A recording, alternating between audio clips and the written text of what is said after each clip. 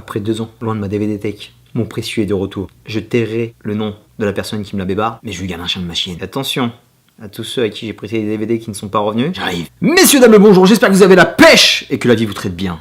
Car nous allons parler de Kingsman. Le cercle d'or, Golden Circle. Enfant du soleil, tu parcours la terre, le ciel, l'aventure t'appelle, n'attends pas et cours vers elle. Cité d'or, Golden Circle. Parlons du premier opus. Kingsman Service Secret a été pour moi une totale surprise. Il était ultra divertissant, il était audacieux, il était no limite que j'attends d'un film d'action. Donc j'étais super enthousiaste à l'idée d'attaquer cette séquelle. Voire peut-être un peu trop. Dans celle-ci, on retrouve une jeune recrue, Eggsy, qui a pris du gabarit, qui va devoir affronter Julianne Moore, en reine narcotrafiquante, qui menace le monde avec un virus à l'intérieur de sa drogue.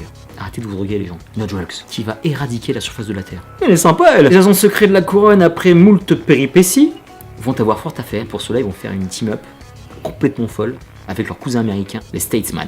Oh yeah! Ce que j'en ai pensé, c'est que c'était franchement cool. Mais il y a un mais avec un M majuscule. Je dis pas que je m'attendais à mieux que le premier, mais je m'attendais quand même à quelque chose d'aussi bien. Et cette suite est un peu en deçà. Je m'explique. Tout d'abord, ils ont voulu faire trop de choses dans un seul et même film. Il y a le débarquement massif de trop de personnages, il y a le développement d'arcs narratifs qui ne sont pas nécessaires, et il dure 2h20. Il y a des moments où je me suis fait chier complet. Et le fait de me faire chier, ça me fait chier par rapport à Kingsman que je kiffe. La super vilaine, Julianne Moore, est excellente, elle m'a beaucoup fait rire.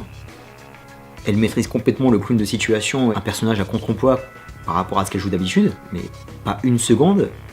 Elle est menaçante comme l'était Samuel L. Jackson dans le premier opus. Elle m'a juste fait rire et sourire. Fuck! Idem pour le Némésis d'Eggsy. C'est quoi ce badass de pacotille? Le mec, il a un charisme de videur de boîte de province.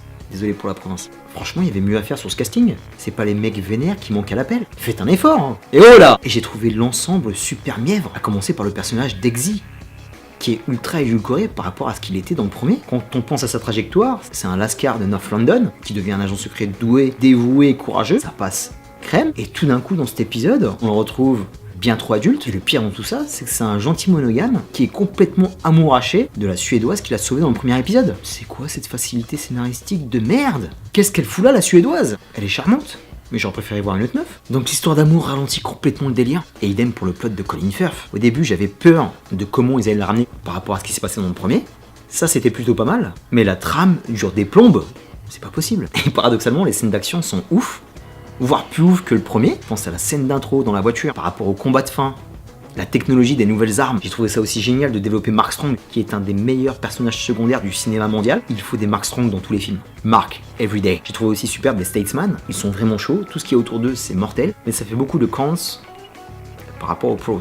Pas terrible. Statesman que j'ai trouvé géniaux. Même avec eux, il y a un bémol. Le casting est limite de la publicité mensongère. Je m'explique. Channing Tatum et Jeff Bridges, on les voit 5 minutes. Limite, on dirait des guests, alors qu'ils sont vendus dans la bande-annonce comme des personnages principaux. Et les mecs, on les voit que dalle. Vous foutez de la gueule du monde? Channing, ta présence partielle dans le film est pardonnée, si c'était pour nous faire enfin Gambit, voire Magic Mike numéro 3. Bref, c'est vraiment dommage. On va dire que c'est un peu près rattrapé par le très bon Pedro Pascal, l'acteur de Narcos et de Game of Thrones, qui est vraiment excellent, mais c'est pas une tête d'affiche le mec. On est dans Kingsman.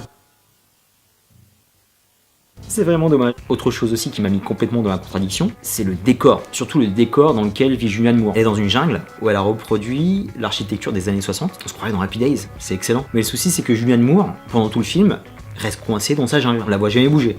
Alors qu'eux, ils font le tour du monde. Ça aurait été cool de la voir bouger, de la voir ailleurs, de la mettre dans l'action. Parce qu'elle fait limite peine à voir, isolée dans son coin, la petite Julianne. Toujours dans le très bon. Julianne Moore a pris en otage une pop star mondialement connue, qui joue son propre rôle, et ça excellent. Parce qu'ils l'ont hyper développé, je m'attendais pas à un tel niveau, et ça j'ai surkiffé. Putain, comment j'ai été rapide. Pour conclure, c'est à peu près tout ce que j'ai à dire sur Kingsman Golden Circle. Ça reste solide, il y a quand même tout ce qu'il faut pour s'éclater, mais ça ne surpasse pas l'aîné. Malheureusement, on a perdu tout le côté subversif, tout le ton irrévérencieux qui faisait le charme du premier opus. Et c'est dommage que ça souffre de trop de longueur scénaristique et de bons sentiments. Bordel, on est dans Kingsman, pourquoi vous avez fait ça? Ça aurait pu être tellement mieux. Et dans tout ça, je peux rien reprocher au casting parce qu'ils sont tous assez bons, ils font tous bien le taf. Être au bon crédit du film, la bande son, les décors. Après, s'il y a suite, ce serait bien qu'ils développent l'association USA-Angleterre. Ça, c'était de la bombe atomique. J'ai vidé mon sac et ça fait grand bien. Terminus pour Kingsman.